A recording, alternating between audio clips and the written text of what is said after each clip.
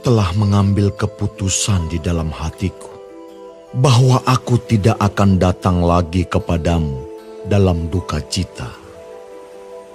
Sebab jika aku mendukakan hatimu, siapa lagi yang dapat membuat aku menjadi gembira selain Dia yang berduka cita karena aku?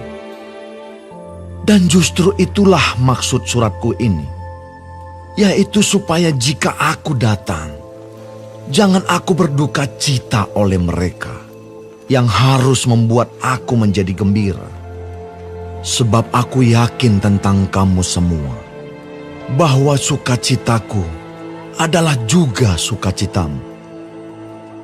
Aku menulis kepada kamu dengan hati yang sangat cemas dan sesak, dan dengan mencucurkan banyak air mata.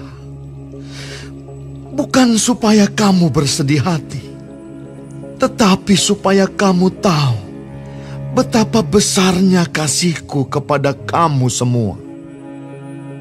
Tetapi jika ada orang yang menyebabkan kesedihan, maka bukan hatiku yang disedihkannya, melainkan hati kamu sekalian. Atau sekurang-kurangnya, supaya jangan aku melebih-lebihkan hati beberapa orang di antara kamu. Bagi orang yang demikian, sudahlah cukup teguran dari sebagian besar dari kamu, sehingga kamu sebaliknya harus mengampuni dan menghibur dia, supaya ia jangan binasa oleh kesedihan yang terlampau berat. Sebab itu aku menasihatkan kamu, supaya kamu sungguh-sungguh mengasihi dia. Sebab justru itulah maksudnya aku menulis surat kepada kamu, yaitu untuk menguji kamu, apakah kamu taat dalam segala sesuatu. Sebab barang siapa yang kamu ampuni kesalahannya, aku mengampuninya juga. Sebab jika aku mengampuni, seandainya ada yang harus kuampuni, maka hal itu kubuat oleh karena kamu di hadapan Kristus, supaya iblis jangan beroleh keuntungan atas kita, sebab kita tahu apa maksudnya. Ketika aku tiba di Troas untuk memberitakan Injil Kristus, aku dapati bahwa Tuhan telah membuka jalan untuk pekerjaan di sana. Tetapi hatiku tidak merasa tenang, karena aku tidak menjumpai saudaraku Titus. Sebab itu aku minta diri dan berangkat ke Makedonia. Tetapi syukur bagi Allah, yang dalam Kristus selalu membawa kami di jalan kemenangannya. Dengan perantaraan kami, Ia menyebarkan keharuman pengenalan akan Dia di mana-mana. Sebab bagi Allah, kami adalah bau yang harum dari Kristus di tengah-tengah mereka yang diselamatkan dan di antara mereka yang binasa. Bagi yang terakhir, kami adalah bau kematian yang mematikan, dan bagi yang pertama bau kehidupan yang menghidupkan. Tetapi siapakah yang sanggup menunaikan tugas yang demikian? Sebab kami tidak sama dengan banyak orang lain yang mencari keuntungan dari firman Allah. Sebaliknya, dalam Kristus kami berbicara sebagaimana mestinya, dengan maksud-maksud murni, atas perintah Allah dan di hadapan-Nya.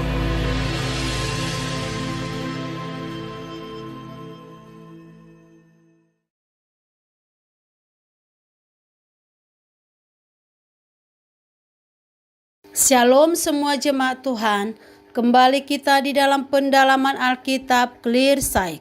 Sekarang kita sudah memasuki kitab 2 Korintus 2. Tuhan Yesus memberkati.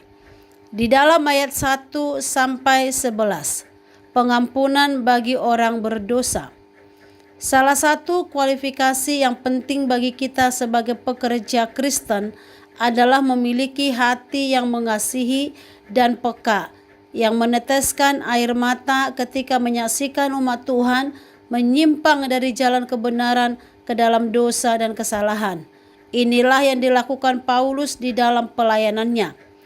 Paulus menasehati jemaat untuk mempraktekkan kasih dan pengampunan seperti Tuhan Yesus. Bila ada jemaat itu yang berdosa, pemimpin gereja harus mendisiplin orang itu dengan menegurnya dengan kasih dan sebagai saudara, agar ia sadar dan bertobat. Mereka harus mengampuni dan menghibur orang itu, supaya ia merasa diterima kembali dalam komunitas orang percaya dan tidak terus dikuasai oleh perasaan bersalahnya. Dengan demikian, ia bisa bangkit kembali dari keterpurukannya dan mendapatkan kekuatan untuk tidak mengulangi kesalahan yang sama. Dengan demikian, iblis tidak akan ambil bagian dalam kesempatan itu untuk menjerat orang itu dan memecah belah persekutuan di antara mereka. Di dalam ayat 12-17, kecemasan dan kelegaan Paulus di Troas dan di Makedonia. Paulus mengalami kecemasan dan kegelisahan meskipun ada ladang Injil yang terbuka lebar di Troas. Ini terjadi karena ia ingin segera mendapatkan kabar dari Titus yang diutus untuk mengantarkan surat Paulus dan mengetahui keadaan jemaat di Korintus. Oleh karena itu, ia terpaksa meninggalkan Troas dan berangkat ke Makedonia dengan harapan akan bertemu dengan Titus. Dan harapannya itu pun tercapai. Dan Paulus mendapat kabar baik dari Titus bahwa perubahan sudah terjadi di sana.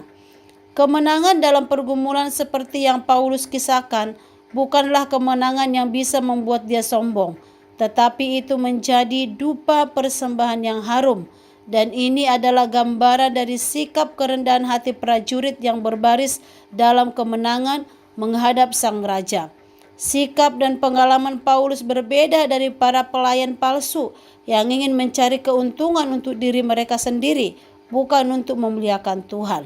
Kiranya Tuhan memampukan kita untuk membawa bau harum Kristus di sekitar kita. Amin. Tuhan Yesus memberkati.